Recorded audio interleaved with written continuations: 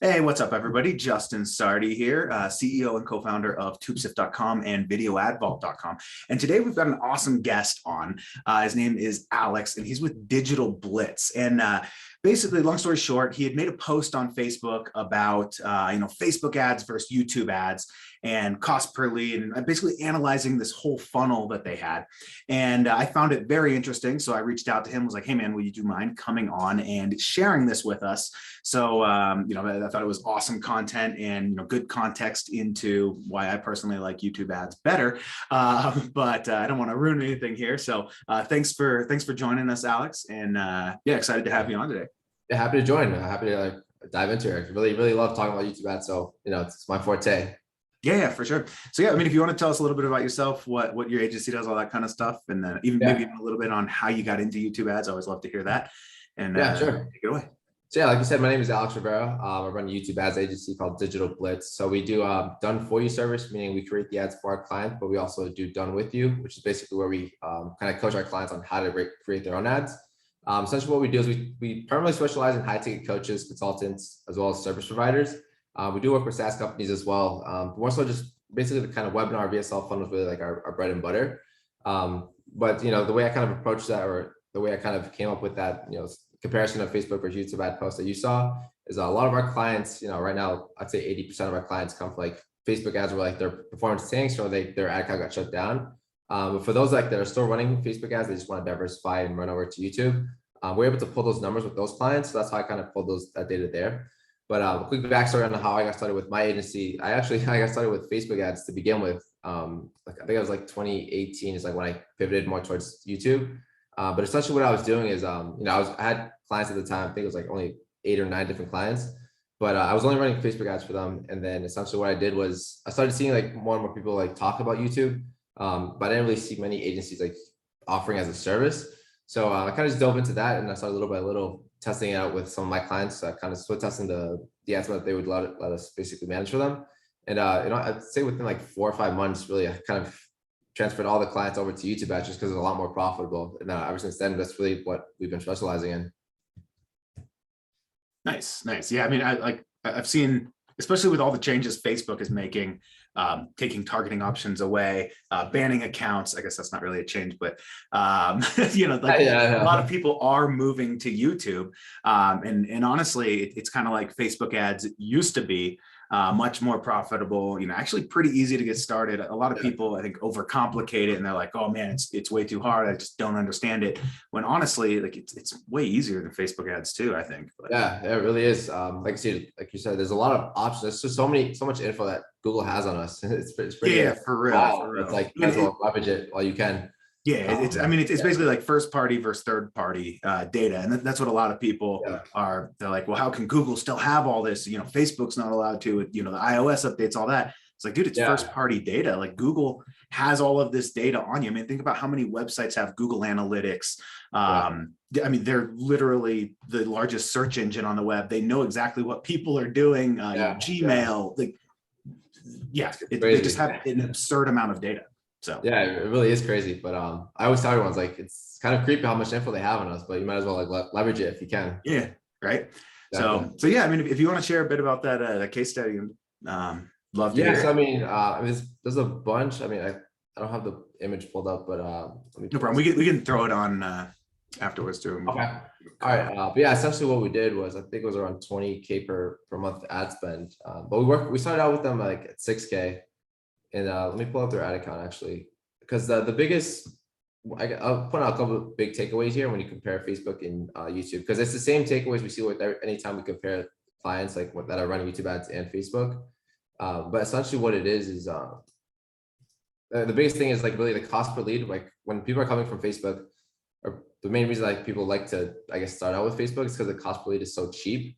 You might pay like $3 to $5 per lead, depending on like what niche you're in, but you're dealing with really, really cheap leads. Whereas when you come to YouTube, you might spend, around $10 to $15. But the thing is on the back end, they convert a lot higher.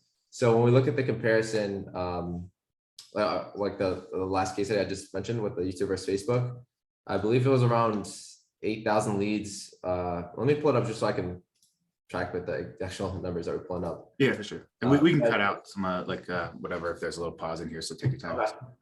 But yeah, I mean, essentially, like I'm pretty sure the cost per lead was around or about $2 or $3 more extra. But the biggest thing was like the show up rate on the webinar or the VSL, as well as the show up rate on the sales calls.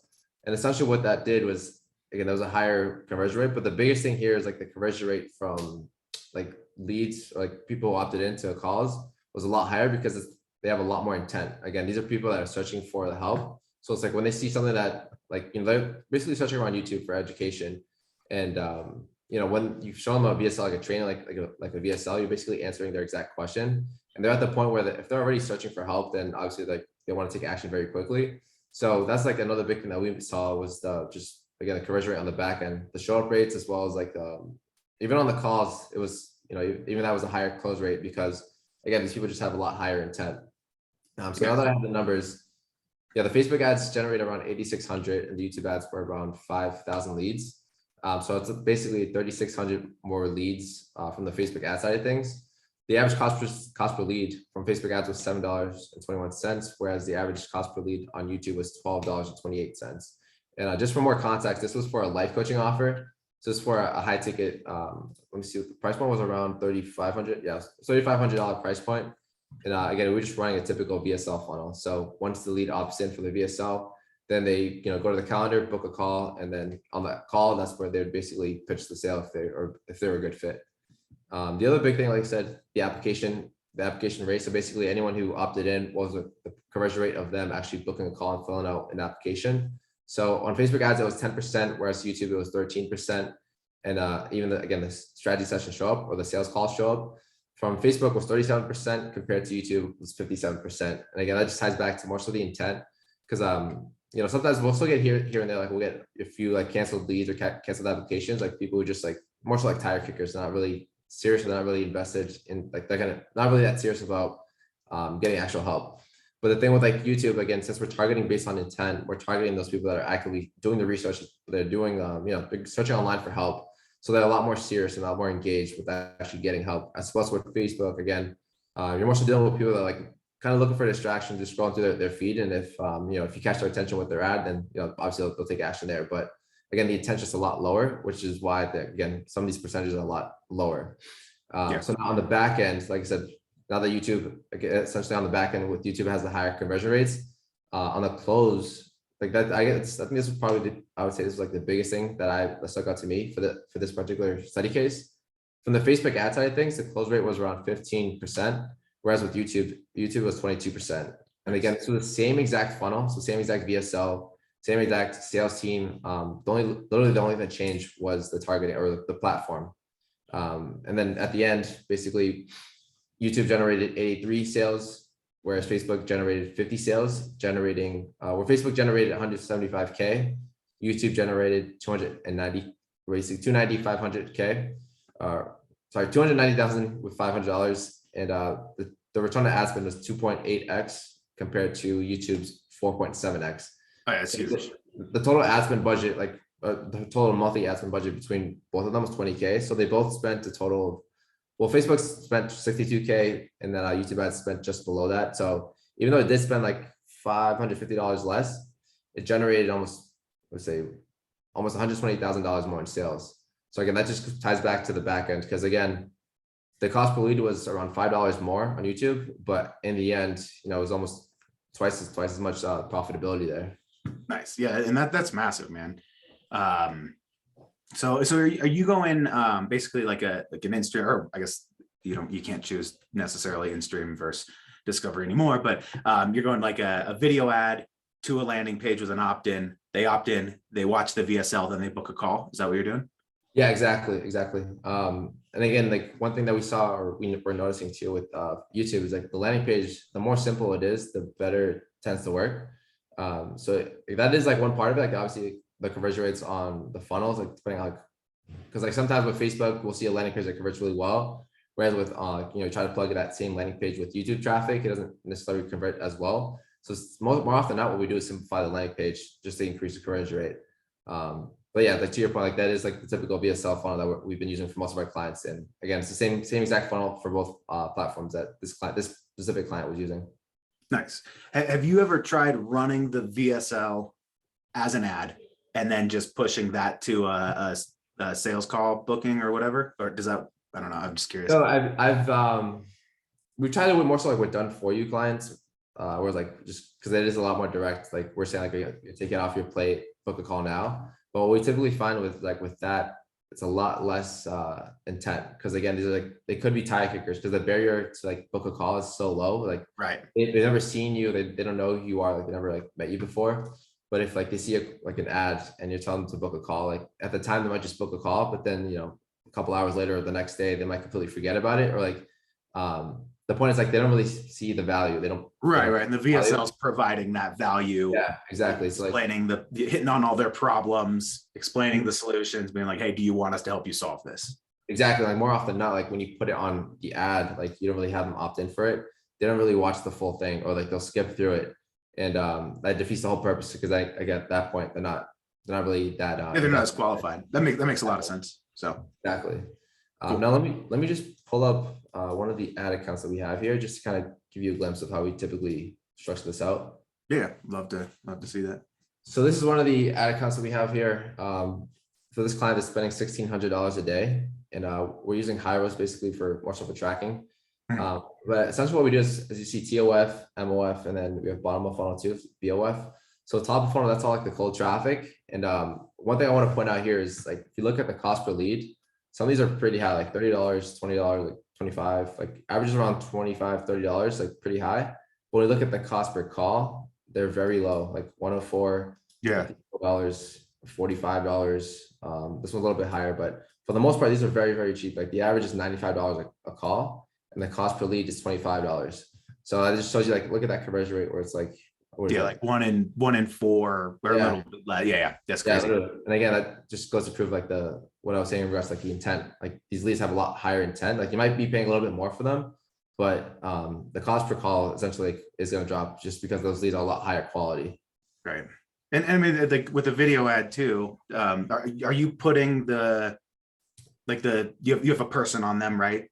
The main trainer or coach or whatever, are they in the video ads? Yeah. So what we there's also that connection there in the beginning, all the way through it. Yeah, because I would say like I guess one of the biggest tips I can give to anyone in regards to like YouTube ads is, when you create your script, if you can tell your story and tell it in a very like entertaining way, or like in a way that's going to resonate with the audience, that's what we see works best with YouTube ads. Because like there's a lot of like, you could definitely create videos from like giving like just value, but what we found to work best is like when you can provide value but in a way of a story. So with our clients, what we typically do is have them tell their own story. Since we write the script for them, we kind of like jazz it up for them a bit, but the main thing is just them telling their story in regards to like they're at a place where they were at a place where their audience is right now, and now they're at a place where the audience wants to be. So when the audience can like understand that and resonate with that, that's what really gets them to click off the ad. And again, that's really what gets the ads to be super, super profitable. Right. No, that makes a lot of sense. So yeah. And any questions there in regards to like the video? Because I always get a lot of questions in regards to like the video strategy, but I always sound like the biggest thing is just the story component of it.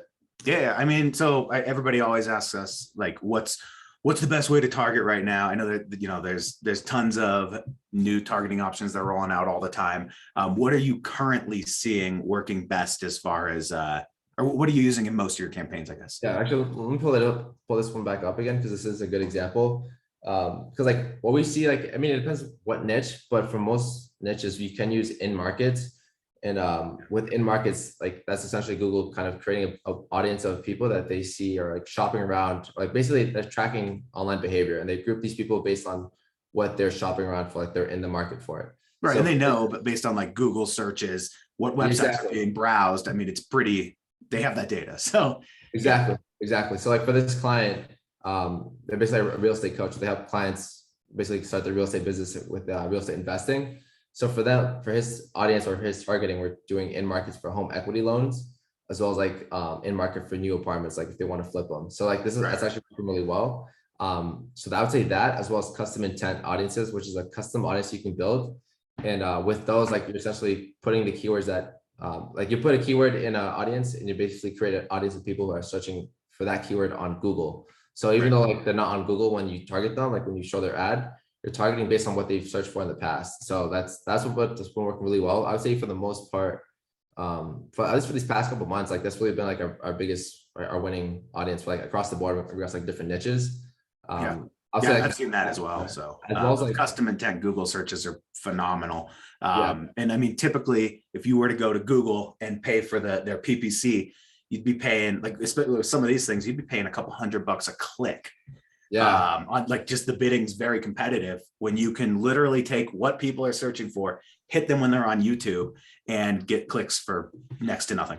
So yeah, literally. And then like one other audience too is competitor URL audiences. Those have been working really, really well, especially for B2B. Like those are typically our go-to like audience to test out with. But like I would say like right now, like custom intent and competitor URLs, when it comes to custom audiences, those are definitely the top two right now. Nice. Yeah, we've been I was actually digging into some of ours. We were getting like dollar leads in the internet marketing niche from targeting ClickFunnels, literally just targeting ClickFunnels sign-in page. That's it. That's the only thing in there. And we just have an ad that relates to that. We just mentioned like, hey, if you're into funnel hacking or whatever, use those buzzwords that those people are going to know. It's essentially like retargeting ClickFunnels website. I was like, literally. Like, well, I mean, one other thing too, like, I mean, we only do this more so like when clients start scaling their budget. But what really ultimately works in regards to dialing to your ideal clients, like when we start layering it. So I don't know if you guys are doing that yet, but like, we can do the and or. Yeah. Like if you do combined segments, they're called. Yeah. Not the combined segments, but if you layer like an audience and keywords within the same campaign. So gotcha. Like for instance, because you brought up, if you're targeting ClickFunnels, like if you use that same URL audience and then you layer that with keywords, basically it's like you're targeting people that are similar to people that are visiting ClickFunnels. But if say like for you guys, for instance, like they're also searching for keyword YouTube ad keyword or YouTube ad software, YouTube ad tools. Right. Like they visited the competitor, and they're searching for like, so it's even higher intent. Okay, we typically don't do that until like we validate the audience and the keywords and combine what works best. And like, once you get to that point, it works really, really like that's honestly that's the most profitable at that point. Nice. You'll have to check that out. So yeah, definitely we'll try it out. Cool, man. Well, yeah, appreciate your time. And we wanted to keep this kind of short, around 15 minutes or so. So appreciate you coming on. And if people do want to get in contact with you, what's the best way to do that? Obviously we'll link below this video, but what's the best way to reach out to you? Yeah, so my email is alex@digitalblitz.co. You can also check out some case studies in some of our testimonies as well, is at digitalblitz.co/tank. On there, as well as like I have a training video, basically kind of gives a whole outline of kind of what we talked about today, like how YouTube ads compare to Facebook ads, but as well as like more high level, like what our base strategy is with YouTube ads. So you can go over there, watch the video, and I'll check that out. Awesome, man. Appreciate your time, and love the results you're getting, and looking forward to keeping in contact. Thanks for having me on. Yeah, buddy. Later.